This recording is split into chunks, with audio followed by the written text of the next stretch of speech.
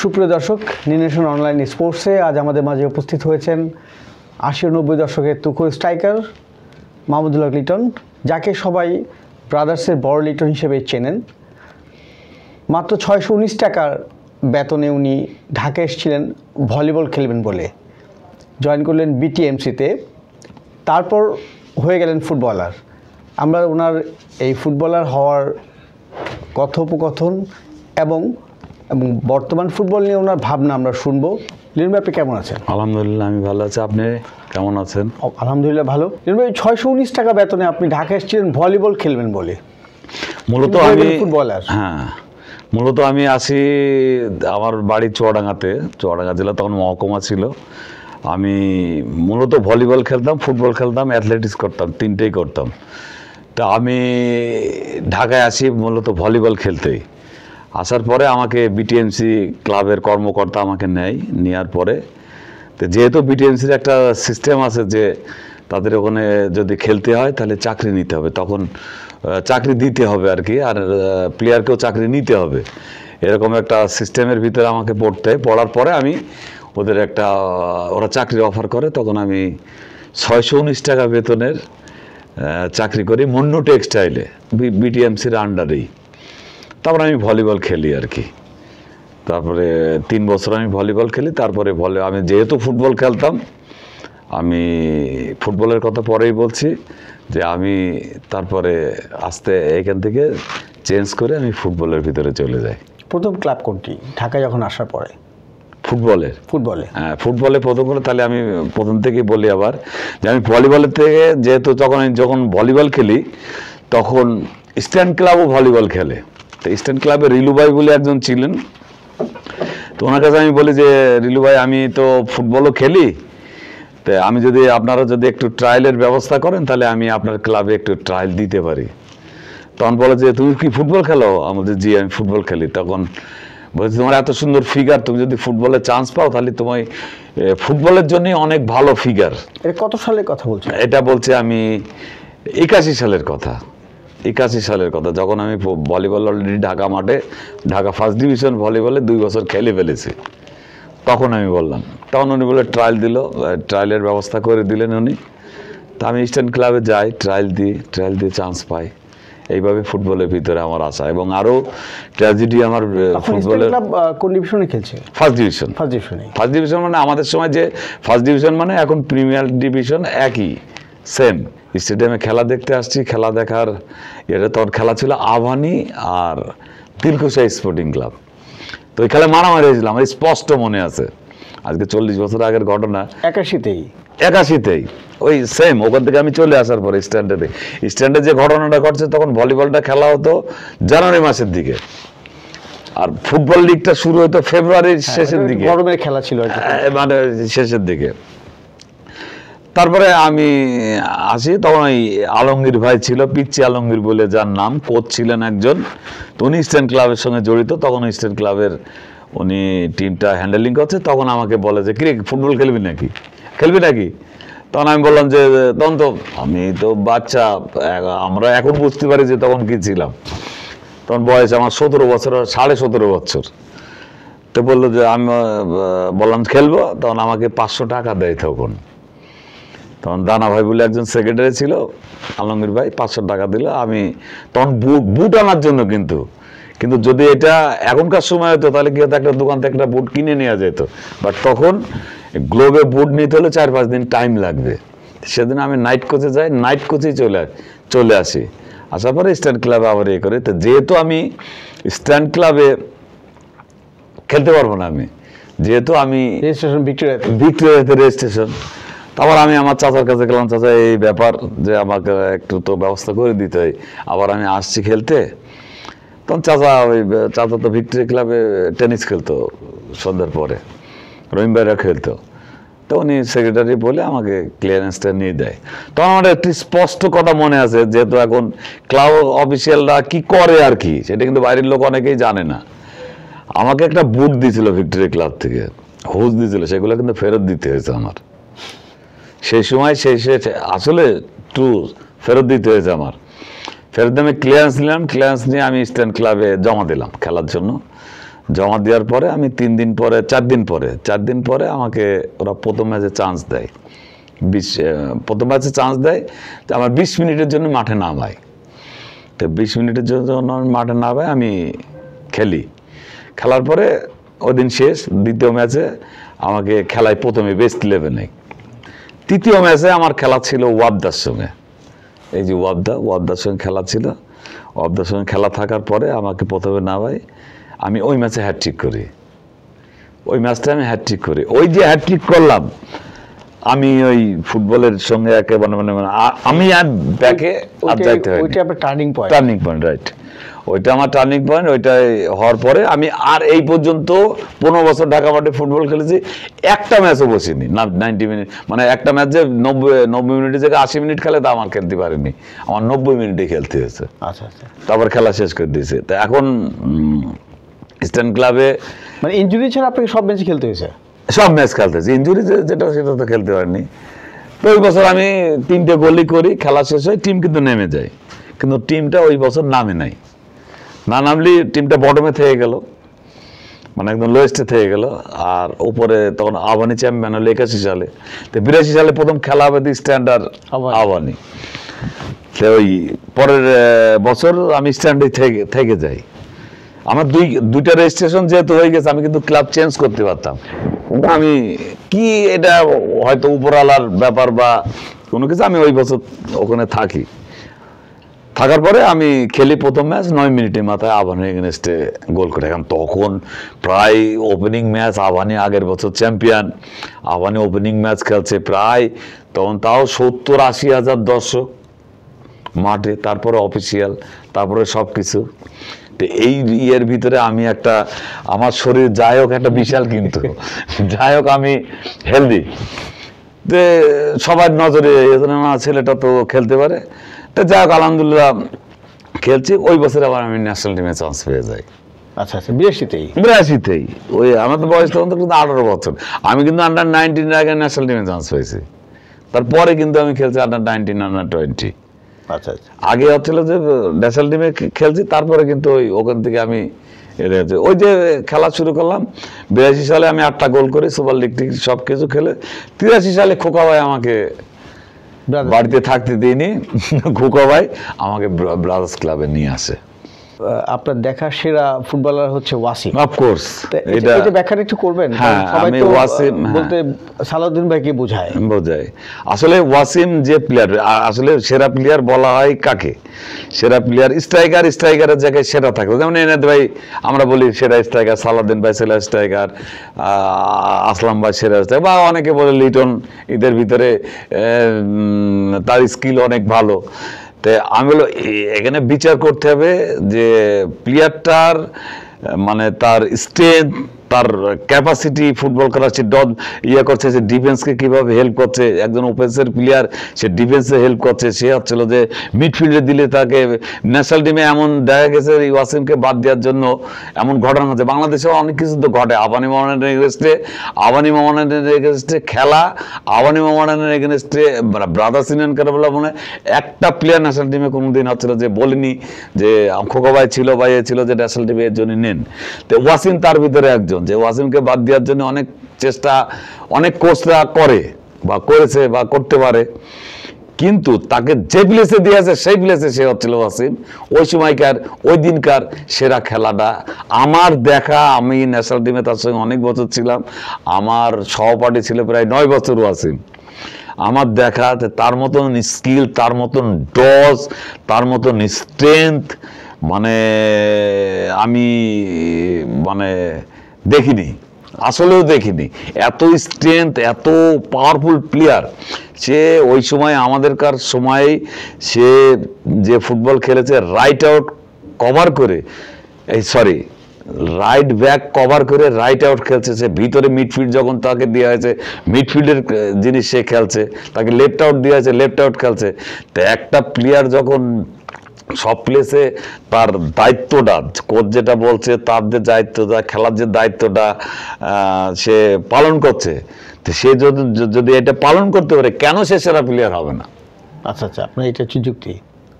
সে সব জায়গায় তাকে দেওয়া হচ্ছে যে আজকে টিমের লেফট আউটটা নাই, অথবা এখানে ওয়াসিম খেলবে, ওয়াসিম খেলবে। ওই জায়গায় দেখা যাচ্ছে ওই দিনকার সেরা খেলা সে হচ্ছে খেলে দিচ্ছে। তো ওই দিনকার সেরা খেলাতে আবার রাইট আউটের সাথে খেলছেই, মিডফিল্ডে দেওয়া যাচ্ছে, মিডফিল্ড হচ্ছে অসুস্থ আসে নাই বা জ্বরে পড়ছে, মিডফিল্ডে দেওয়া যাচ্ছে, সেরা প্লেয়ার দিচ্ছে। তা আমি আসলে ঠিক আছে, আসলাম ভাই সেরা প্লেয়ার, সামাদ সেরা প্লেয়ার কোন জায়গায়? এক প্লেসে, স্ট্রাইকিং এ, এক প্লেসে। কিন্তু যখনই তাকে দেওয়া হচ্ছে, ইউজ করা হচ্ছে টিমের খাতিরে, তো এটা আমার চোখে দেখা, আমার যে বয়স, আমার যে চোখে দেখা বাংলাদেশের ইতিহাসে আমার চোখে সেরা প্লেয়ার আসলাম। আপনার এই যে ঢাকার মাঠে আপনার স্মরণীয় ম্যাচ কোনটা? স্মরণীয় ম্যাচ বলতে ম্যাচ অনেকগুলোই আছে, তবে আমার দুঃখের সুখের স্মরণীয় ম্যাচ হচ্ছিল 85-এর ওই আবাহনীর সঙ্গে 2 গোল দিয়ে 3 গোল খাওয়া। দেখেন একটা ওইটা স্মরণীয় কি জন্য, যে আমরা 14 জন প্লেয়ার নিয়ে পুরো লিগ, সুপার লিগ কমপ্লিট করছে। আমি যখন ইনজুরি হয় আমাকে কিন্তু সবাই বলে যে পা ভেঙে দিয়েছে, আসলে পা ভেঙে দেয় নাই, আমাকে হচ্ছিল যে এই জায়গায়, যে এই জায়গাটা আছে না, এই জায়গায় কেন দিয়ে মারে, তো এই জায়গায় যদি কেন দিয়ে মারে, এটা খুব সেন্সিটিভ জায়গা ফুটবলার। অজ্ঞান হওয়ার বিষয় তো, অজ্ঞান হওয়ার ভিতরে আমি অজ্ঞান হয়েছিলাম না, কিন্তু আমি ঝাপসা দেখছিলাম, সব কিছু শুয়েছিলাম, শুয়ে থাকার পর ঝাপসা দেখছিলাম। এতে 13 মিনিট ওয়েট করছে, ব্রাদার্স ইউনিয়ন ক্লাব 2 গোলে জিতছে, 13 মিনিট ওয়েট করছে কি লিটন উঠে যেন মাঠে ঢুকতে পারে। ওই যে আমাদের চেঞ্জিং প্লেয়ার নেই, 14 জন প্লেয়ারকে রান করছি, কোচ বা অফিসিয়াল কাউকে নামাতে সাহস পাচ্ছে না, যে যদি লিটন পরে বলে খেলতে পারি তাহলে তো চেঞ্জ হয়ে গেল। তো এই জন্য আমি 13 মিনিট পড়েছিলাম। 13 মিনিট পরে যখন আমি উঠে বসলাম, দাঁড়ালাম, তারপরে যখন আমি বললাম আমি পারবো না, মাথা তখন মানে আমি আর করতে পারছি না, চোখেও ঝাপসা দেখছে, আর এই যে এখনো কিন্তু এই ভাঙা যেটা ভাঙা কিন্তু এখন আমার, আচ্ছা আচ্ছা, সেটা ঠিক আছে। এই যে এই জায়গায় এটা কিন্তু দুই দিকে দুই রকম কিন্তু, তারপরে চেঞ্জ করবে হয়তো আল্লাহর লিখন। ওটা এই নিয়ে দুঃখ যেমন লাগে, আনন্দ যে এটা মনে রাখছে আজ পর্যন্ত পাবলিক। এই ম্যাচটা নিয়ে সব সময় কিন্তু একটা আলোচনা চলে, সব সময় রাখবে, কারণ এটা স্মরণীয় একটা ম্যাচ। আমার জানা মতে আপনি চুয়াডাঙ্গায় একটা ফুটবল একাডেমি করেছেন, ফিউচার ফুটবল একাডেমি সম্ভবত।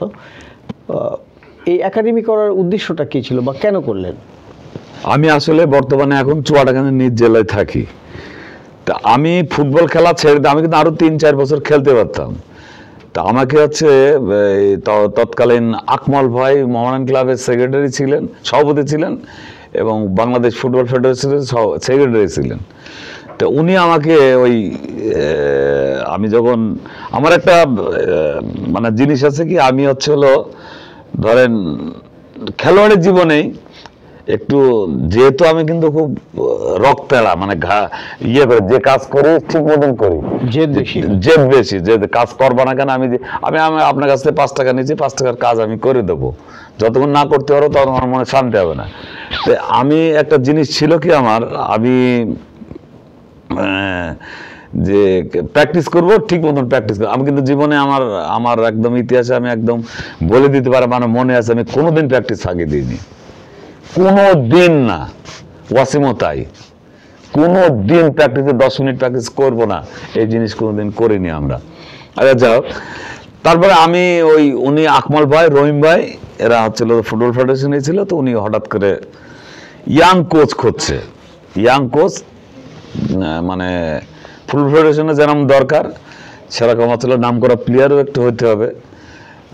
তখন আমি আবার ওই অভ্যাস ছিল আমার কি, আমি আমার জুনিয়রদের সবসময় ওই করা, যে কোচিং করার বা করার আমি করতাম। আমি সিটি ক্লাবে তখন, এই সিটি ক্লাব না, চলন্ত ক্লাবকে কোচিং করাচ্ছিলাম।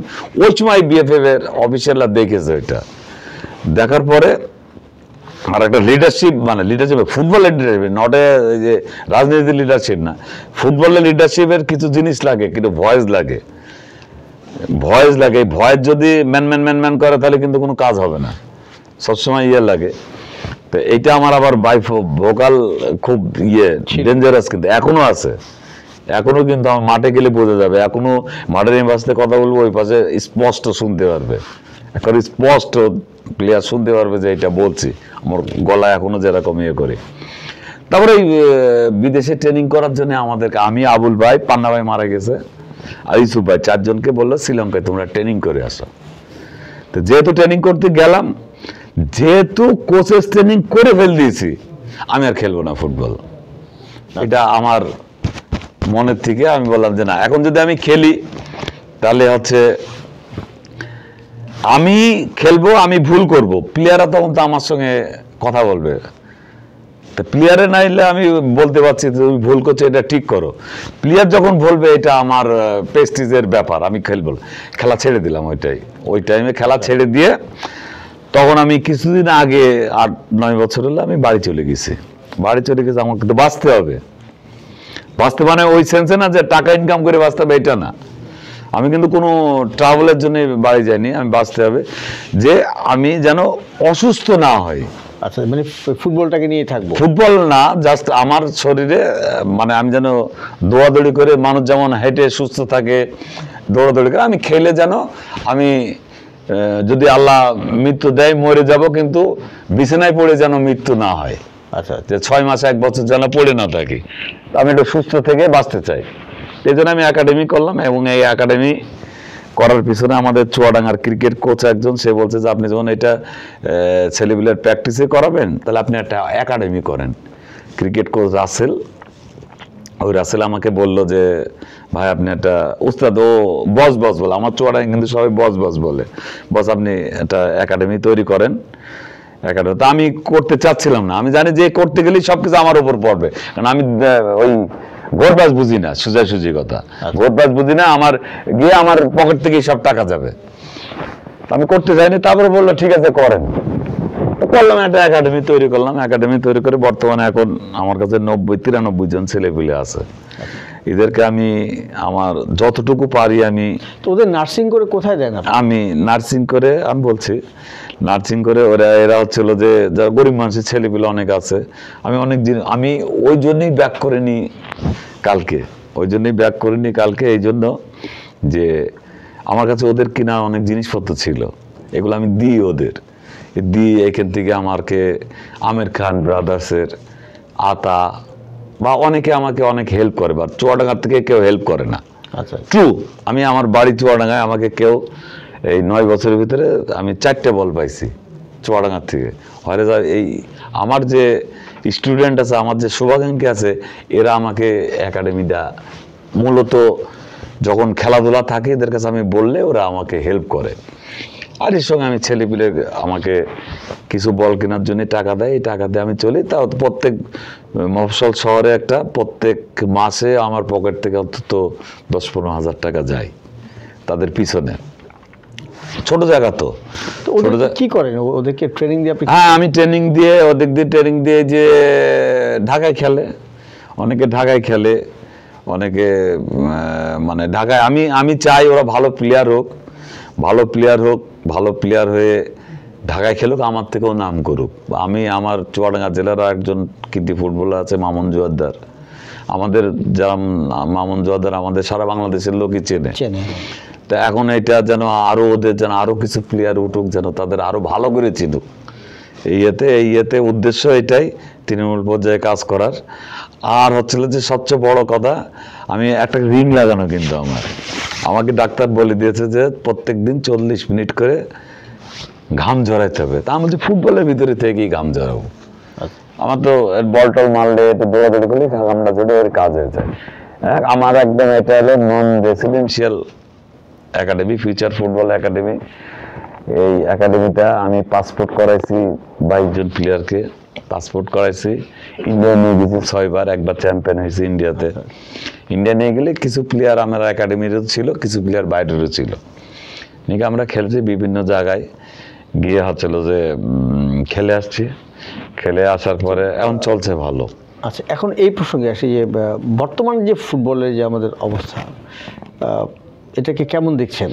এটা বর্তমানে যে উন্মাদনা আর এখনকার যে উন্মাদনা, এটা এখন আমি মনে করি আমাদের সময়ের ফুটবল আর এখনকার ফুটবলের রানিং কিন্তু অনেক বেশি। এখন ফুটবলের রানিং বেশি, পপুলারিটির কথা বলছেন মেনলি, সব কথার ভিতরে আছে মাঠে কেন পাবলিক হয় না। এটা দিয়ে একটা বিচার করতে হবে। দেখেন একটা জিনিস, আগে লোক সংখ্যা ঢাকা শহরে অনেক কম ছিল, 4টের সময় বা 3টের সময় খেলা, এই অফিস বন্ধ, আপনি আপনার 5টার সময় অফিস বন্ধ করলেন, আপনার বাড়ি নারায়ণগঞ্জে, আপনার বাড়ি মিরপুরে, আপনার বাড়ি হচ্ছে হলো মোহাম্মদপুরে, আপনি কিন্তু 2 ঘন্টার আগে যেতে পারছেন না। মানে বাড়ি যাইতে তো, যে খেলাটা যে ঢাকা স্টেডিয়ামে বা বসুন্ধরায় দেখবে, দেখে সে যদি বাড়ি যাবে, অফিসের পরেই তো দেখবে, তার আগে তো দেখতে পারবে না। তো অফিসের পরে খেলা দেখতে করে সে বাড়ি যায়, তাকে যেতে হলে রাতে 11টার আগে কিন্তু বাড়ি যেতে পারবে না। তো এই জন্য অনেক ইয়ে হচ্ছে। তারপরেও ইন্ডিভিজুয়াল যে প্লেয়ার, আমাদের সময়কার কথা সবাই বলে 80-90 সালের, ইন্ডিভিজুয়াল প্লেয়ার যে একজন পার্সোনাল প্লেয়ারের জন্য মাঠে মানুষ যায়, সেই জিনিসটা এখনকার একটু অভাব আছে। বাট ফুটবল যে টোটাল ফুটবল যেটা, সেটা কিন্তু খারাপ না, ভালো। কিন্তু আমাদের মতন যে পার্সোনাল প্লেয়ার, যে এই প্লেয়ারটাকে সবাই চেনে, এখন আমাদের 30 বছর হইলে খেলা ছেড়ে দিয়েছি, এখনো এক জায়গায় গেলে চেনে যে অমুকজন আসছে। এই জিনিসটা যে ইন্ডিভিজুয়াল প্লেয়ারের কাছে এখন এই জিনিসটা নাই। যেমন লিটন বলে ব্রাদার্স, কায়সার বলে মোহাম্মদ আসলাম বলে না, এখন টাকার কাছে সব বিক্রি হয়ে গেছে। আবানি মোহামেডান দেখছে না, তবে আবানি মোহামেডান আপনি বলছেন যে পেশাদারিত্ব আসছে, জৌলুসটা না না না না, কোনো অবস্থাতে পেশাদারিত্ব, এই পেশাদারি কোনো পেশাদারিত্ব নাকি? এটা কোনো পেশাদারিত্বই না। যে প্লেয়ার হচ্ছে, ব্যর্থতা কাকে বলবেন আপনি? এটা কি ফেডারেশনের ব্যর্থতা বলবেন? এটা ব্যর্থতা, ফেডারেশনের ব্যর্থতা। ফেডারেশন কি করবে? ফেডারেশন চলে, ফেডারেশন ক্লাবের প্রেসিডেন্ট যদি হেল্প করে বা ইয়ে করে, ফেডারেশন তার পক্ষে কথা বলতে বাধ্য। আমাদের দেশ এনভায়রনমেন্ট, আমি যদি এখন একটা রাজনৈতিক দলের কাছে গিয়ে বলি ওই জমি দখল করতে হবে, 50 লাখ টাকা তো সে করে দেবে।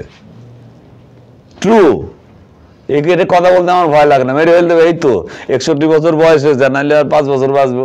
তারপরে আমাদের ক্লাবগুলোতে পেশাদারিত্ব না, পেশাদারিত্ব লেশ মাত্র নেই। পেশাদারিত্ব মানে কি? আমি পেশাদারিত্ব, আমি একটা প্লেয়ারকে নিলাম, আমি প্লেয়ারের মানে এভরিথিং, সে পেশাদারিত্ব। একটা ক্লাবের প্লেয়ার, সে খ্যাপের মাঠে গিয়ে খ্যাপ খেলছে, এটা কোন দেশের কথা হলো? এটা কোন পেশাদারিত্ব? বসুন্ধরার প্লেয়ার খ্যাপ খেলছে, ব্রাদার্সের প্লেয়ার খ্যাপ খেলছে, এই বিদেশি প্লেয়ারের পয়সা দিচ্ছে না, তারা গিয়ে খ্যাপ খেলছে, এটা কোন পেশাদারিত্ব? এই তাহলে খাওয়ার পয়সা দিতে পারছে না। তাহলে এটা উত্তরণের উপায়টা কি? আপনি কি এটা উত্তরণের উপায়? এটা হচ্ছে, এটা অবশ্যই টাকা পয়সা লাগবে, এটা টাকা পয়সা লাগবে। এখন টাকা পয়সা লাগবে, এটা কর্মকর্তার মেনলি এগিয়ে আসতে হবে। অনেক কর্মকর্তা আছে, তো মোহামেডান স্পোর্টিং ক্লাবের মতন ক্লাব, তো এর যদি প্লেয়াররা ইয়ে করে যে আমাদের বেতন দেয় না, এটা হতে পারে? মোহামেডান ক্লাবে তো অফিসিয়াল হওয়ার জন্য তো সব ঢাকা শহরের কোটি কোটি টাকা, হাজার হাজার কোটি টাকার লোকের অফিসিয়াল আছে, তো টাকা খেলার পিছনে দিতে হবে। টাকা ছাড়া কোনো উন্নয়ন সম্ভব না, টাকা ছাড়া কোনো। সব মিলে আপনি বলতে চাচ্ছেন ফুটবলটা আছে, কিন্তু সে পেশাদারিত্ব না, পেশাদারিত্ব নেই। লিটন ভাই, আপনাকে অনেক ধন্যবাদ যে আমাদের স্টুডিওতে আসার জন্য। সুপ্রিয় দর্শক, আমরা এতক্ষণ কথা বললাম মাহমুদুল হক লিটন, বাংলাদেশের এক সময়ের তুখোর স্ট্রাইকার মাহমুদুল হক লিটনের সাথে। পরবর্তীতে অন্য কোনো খেলোয়াড়ের সাথে আমরা আবার কথা বলবো। সে পর্যন্ত ভালো থাকুন, সুস্থ থাকুন। ধন্যবাদ।